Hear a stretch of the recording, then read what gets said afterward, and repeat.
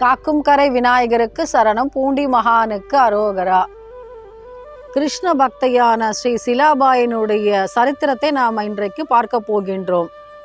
பெண்களுடைய பங்கு கொஞ்சம் கம்மியாக இருக்கும். நாம் சரித்திரத்தில் பார்த்திருக்கலாம், வரலாற்று நிகழ்வுகளிலும் பார்த்திருக்கலாம். பக்திக்காக அவர்கள் பாடுபட்டார்கள் என்று சொன்னால் கொஞ்சம் எண்ணிக்கை குறைவாக இருக்கும். நாம் 63 நாயன்மார்களுடைய வரலாற்றில் பார்த்திருக்கலாம்.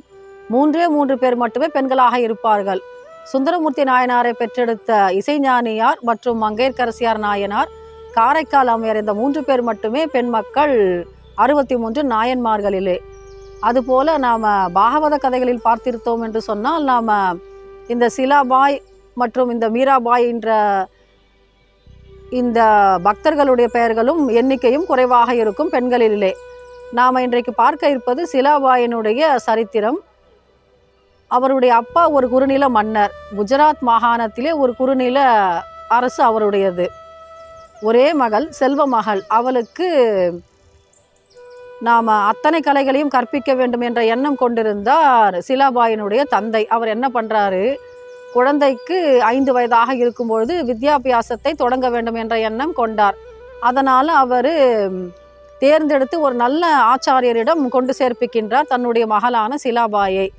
அவரிடம் ஒரு வேண்டுகோள் வைக்கின்றார். என்னன்னா, இவள் ராஜகன்னிகை, ஏன்னா குறுநில மன்னருடைய பெண் அல்லவா, அதனால் இவளுக்கு சகல கலைகளையும் தாங்கள் கற்பிக்க வேண்டும் மற்றும் எப்படி குடும்ப நிர்வாகத்தை நடத்த வேண்டும், இப்படியெல்லாம் கொஞ்சம் சொல்லிக் கொடுங்கள் அப்படின்னு அந்த ஆச்சாரியரிடம் தன்னுடைய பெண்ணை ஒப்படைத்து விட்டு சென்று விடுகின்றார்.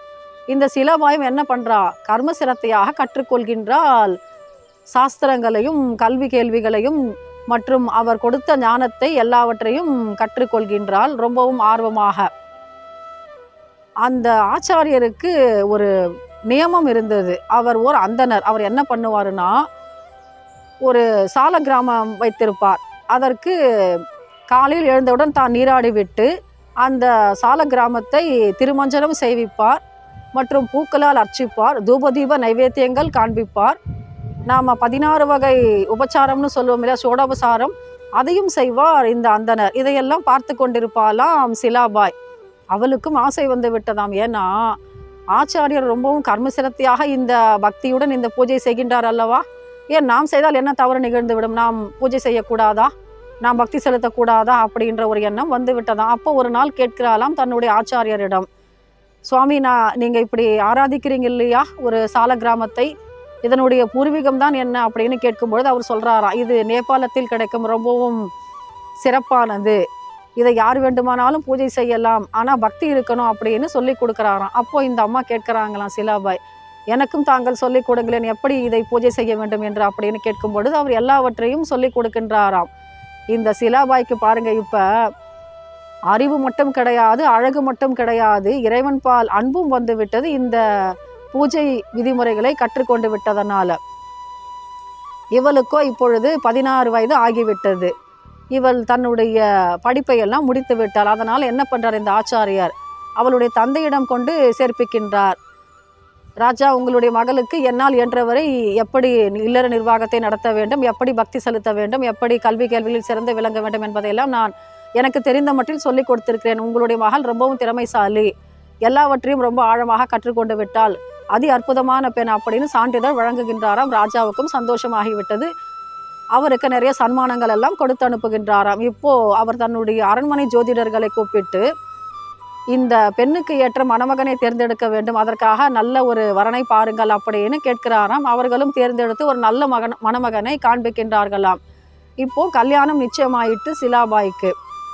அப்போ ஒரு வார்த்தை சொல்லி கொடுத்துருக்கிறார். என்னன்னா, அவருடைய ஆச்சாரியர் சிலாபாய்க்கு, நீ கல்யாணமாகி புக்ககம் போனாலும் முதலில் உன்னுடைய கணவரை நீ வணங்க வேண்டும், பின்பு அந்த வீட்டில் இருக்கக்கூடிய பெரியவர்களையும் நீ வணங்கினால் உனக்கு நன்மை உண்டாகும் அப்படின்னு சொல்லி கொடுத்துருக்கிறார். பெரியவர்களை மதிக்க வேண்டும் அப்படின்னு சொல்லி கொடுத்துருக்கிறார். அதனால் இதையெல்லாம் அவள் ஞாபகத்தில் வைத்து கொண்டிருக்கிறாள். இப்போ அவள் கிளம்பும் பொழுது ஆச்சாரியரிடமிருந்து அன்பு பரிசாக பெற்ற ஒரு சால கிராமத்தையும் கையிலே வைத்திருக்கின்றாள். அதற்கான பூஜை பாத்திரங்களையும் அவள் அழகாக எடுத்து வைத்து கொண்டிருக்கின்றாள். ஒரு பெட்டியிலே வைத்து பூட்டிவிட்டு அதையும் தன்னுடைய கணவரது வீட்டுக்கு எடுத்துக்கொண்டு புறப்பட இருக்கின்றாளாம். இப்பொழுது கல்யாணம் வெகு சிறப்பாக நடந்து விட்டது. நல்ல முகூர்த்த தேதியிலே இப்போ எல்லாரும் கிளம்பி போயாகணும். இந்த புக்ககத்துக்கு போகிறதுக்கு முன்னாடி ஒரு சின்ன இடம் வருது. அவள் பல்லக்கில் புறப்பட்டுட்டா. தன்னுடைய கணவனோடையும் மாமனார் மாமியாரோடவும் கிளம்பி விட்டால். கூடவே அந்த மணமகன் கூட்டத்தாரும் வருகின்றார்கள். இவர்களெல்லாம் கிளம்பும் பொழுது ஒரு ரொம்ப தூரமாக இருக்கிறது அந்த ஊர், கணவருடைய ஊர். அதனால் ஒரு இடத்துல தங்குறாங்களாம். அந்த இடத்துல ஒரு ஆறு ஓடிக்கொண்டிருந்தது. அப்போ எல்லாரும் கொஞ்சம் இளைப்பாறலாமே அப்படின்னு உட்கார்ந்து விடுகின்றார்களாம். கொஞ்சம் சிறுவர்கள்லாம் என்ன பண்ணுறாங்களாம், சரி நாம் இந்த ஆற்றுல நீந்தி விளையாடலாம் அப்படின்னு இறங்கி விட்டார்களாம் அவர்கள் எல்லாம். இவ பார்க்கிறா சிலாபா. ஏன்னா தன்னுடைய ஆச்சாரியர் என்ன பண்ணுவாருன்னா, காலங்காத்தால் எழுந்துக்கிட்டு விடியற்காலை வேலையிலே தாம் நீராடி விட்டு மடி ஆச்சாரமாக இந்த சால கிராமத்தையும் திருவஞ்சனம் செய்விப்பார். மற்றும் பூக்களால் அவர் அழகாக அர்ச்சனை செய்வார். தூபதீப நைவேத்தியங்கள் எல்லாம் செய்வார். இவளுக்கு என்ன தோன்றியதுன்னா, நாம் இந்த ஆற்றில் இறங்கி முதல்ல நாம் நீராடி விட்டு பின்பு இந்த சால கிராமத்தை நீராட்டி வைக்கலாம் அப்படின்னு நினச்சிக்கிட்டு இறங்குறாலாம் இந்த ஆற்றுக்குள்ள. அப்போ இறங்கின உடனே என்ன பண்ணால், தன்னோட அந்த பெட்டியும் எடுத்துக்கொண்டு வருகின்றாள். கீழே இறங்குகின்றாள் பல்லக்கை விட்டு. இவள் தான் நீராடி விட்டு அந்த பெட்டியை திறந்து சால கிராமத்தை திருமஞ்சனம் செய்விக்கின்றாள். அங்கே கிடைத்த பூக்களை கொண்டு அவள் வழிபடுகின்றாள். இதையெல்லாம் பார்த்து கொண்டிருந்தானாம் அவளுடைய கணவன். பார்த்தவுடன் அவனுக்கு கோபம் வந்து விட்டது. ஏன்னா இவ என்னவோ பெரிய பாட்டியம்மா மாதிரி உட்கார்ந்துக்கிட்டு நன்றாக பூஜை எல்லாம் செய்கின்றாளே, இப்போ நாம் எதுக்காக வந்திருக்கிறோம், இங்கே நாம் கணவர் வீட்டுக்கு வரப்போகின்றோம். அப்போ என்ன பண்ணணும், முதல்ல இந்த வீட்டு பெரியவர்களை வணங்க வேண்டும் அல்லவா, அவர்களிடம் ஆலோசனை கேட்கலாம் அல்லவா. அதையெல்லாம் விட்டு இந்த அம்மா அப்படியே என்னவோ பாட்டி மாதிரி பூஜை செய்கின்றாளே அப்படின்னு ஒரு சிறு கோபம் வந்து விட்டது அவளுடைய கணவனுக்கு. அவன் என்ன பண்ணுறான் பாருங்க, இவ நீராடி விட்டு இந்த சால கிராமத்தையும் திருமஞ்சனம் செய்வித்தாள் அல்லவா, அங்கே நின்று கொண்டிருக்கும் போது இவன் என்ன பண்ணுறான் பாருங்க, பக்கத்தில் வந்து நிற்கிறானா. அப்போ சிலாபா என்ன பண்ணுறான், சரி கணவரை பார்த்தவுடன் விழுந்து வணங்க வேண்டும் என்று ஆச்சாரியர் சொல்லியிருக்கின்றார் அல்லவா, அதனால் விழுந்து வணங்குறாளாம். அப்போ விழுந்து வணங்கிட்டு இப்போது பின்னாடியே வந்துக்கிட்டு இருக்காராம் மாமனாரும் மாமியாரும். அவங்களையும் வணங்கலாம்னு இவ அந்த பெட்டியை அங்கே விட்டு புறப்படுகின்றாளாம். அப்பொழுது இவன் என்ன பண்ணுறான் பாருங்க, அவளுடைய கணவன் சிலாபாயுடைய கணவன் அந்த பெட்டியில் இருக்கக்கூடிய சால கிராமத்தை எடுத்து ஆற்றிலே வீசி எறிந்து விட்டானாம். பூஜை பாத்திரங்களை எல்லாம் திசை கொன்றாக வீசி எறிந்து விட்டு ஒன்றும் தெரியாதது போல அந்த பெட்டியை அப்படியே மூடி வைத்து விட்டானாம். இப்போது இந்த சிலாபா என்ன பண்ணுறான், மாமனார் மாமியாருடைய கால்கள்லாம் விழுந்து வணங்கி விட்டு அந்த பெட்டியை எடுத்துக்கொண்டு பல்லக்கிலே ஏற வருகின்றாளாம். இவன் ஒன்றும் தெரியாதது போல அமைதியாக நின்று கொண்டிருக்கின்றானாம். இப்போது சிலாபா என்ன பண்ணுறா, பல்லக்கில் ஏறியாச்சுது, மாமனார் வீட்டுக்கும் வந்தாயிற்று. மறுநாள் என்ன பண்ணுறா பாருங்கள், காலையில் கண் விழித்தவுடன் இவன் என்ன பண்ணுறா, முதல்ல நாம் குளிச்சுட்டு நாம் மடி ஆச்சாரமாக இந்த சால கிராம கற்களை நாம் திருமஞ்சனம் செய்விக்கலாம் அப்படின்னு எழுந்துக்கிறாளாம். இவ குளிச்சுட்டு வந்து பூஜை அறையில் எடுத்து பார்த்தாக்கா அந்த பெட்டியில் சால கிராம கற்களை காணவில்லை. அவளுக்கு ரொம்பவும் அதிர்ச்சியாக போய்விட்டது. யார் இப்படி எடுத்து எறிந்து விட்டிருப்பார்கள், இல்லை இது எப்படி போயிருக்கும் அப்படின்ற ஒரு உண்மை அவளுக்கு தெரியாது. ரொம்பவும் சோகமாக போய்விட்டனா. ஏன்னா அவளுடைய ஆச்சாரியர் கற்றுக் கொடுத்த நியமம் என்ன, ஒவ்வொரு நாளும் இந்த சால கிராம கற்களுக்கு அவள் பூஜை செய்துவிட்டு அர்ச்சனை செய்துவிட்டு நைவேத்தியம் செய்துவிட்டு தான் பின்பு தான் சாப்பிடுவார். இது அவர் ரொம்பவும் கண்டிப்பாக கடைபிடித்த ஒரு ஆச்சாரம். ஆனால் இப்போ இந்த சால கிராமம் காணவில்லை என்று சொன்னோன்னா அவன் என்ன பண்ணுறா, பிடிவாதமாக சாப்பிட மறுக்கின்றாளாம். மாமனார் மாமியார் வந்து கேட்கின்றாங்களாம், அம்மா நீ சாப்பிடவில்லையா, வெகு நேரம் ஆயிற்றே, இந்த பூஜை அறையை விட்டு வெளியே வர காணோமே அப்படின்னு கேட்கும்பொழுது இவ சொல்கிறாளாம், இந்த மாதிரி நான் கொண்டு வந்தேன் என்னுடைய சீர்வரிசை பொருட்களில் ஒரு பெட்டியில் வச்சு கொண்டு வந்தேன் இந்த சால கிராமத்தை, அது காணவில்லை, நான் என்ன பண்ணுறதுன்னு தெரியல, என்னுடைய ஆச்சாரியர் எனக்கு சொல்லி கொடுத்துருக்கிறாரு, இதை தினந்தோறும் பூஜை செய்ய வேண்டும் அப்படின்னு. ஆனால் இப்போ இது காணாமல் போன உடனே எனக்கு ரொம்ப வருத்தமாக இருக்குது, நான் எப்படி சாப்பிட்றது அப்படின்னு சொல்லும் பொழுது அப்போ அவங்க மாமியார் சொல்கிறாங்களா, எப்படியும் கிடைத்து விடும் அம்மா, நீ ஏன் கவலைப்படுற, நீ வந்து சாப்பிட அப்படின்னு சொல்லும்பொழுது ரொம்ப பிடிவாதமாக அவள் சாப்பிட மறுத்து விட்டாளாம். இப்படி ஒரு நாள் 2 நாள் கிடையாது, 5 நாட்கள் அவள் சாப்பிடவே காணோம்.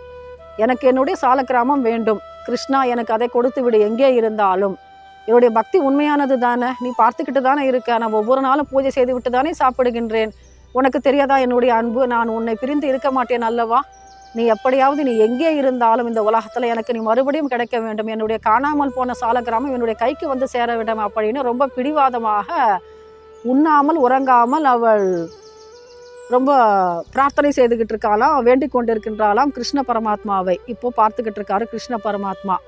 இப்படி சாப்பிடாமல் கொள்ளாமல் உறங்காமல் ஒரு பெண் இப்படி அமைதியாக உட்கார்ந்து தவம் செய்கின்றாள் என்று சொன்னால் எந்த பகவானுக்குத்தான் மனம் இறங்கி விடாது. அதனால் என்ன பண்ணுறாரு பாருங்க, கனவுல தோன்றாராம் ஒரு அந்தணனாக வந்து சொல்கிறாராம், அம்மா நீ ரொம்ப கவலையாக இருக்க இல்லையா, உன்னுடைய சால கிராமம் காணாமல் போய்விட்டது என்று இப்படி உண்ணாமல் உறங்காமல் அதே சிந்தனையோடு இருக்கின்றாய் அல்லவா?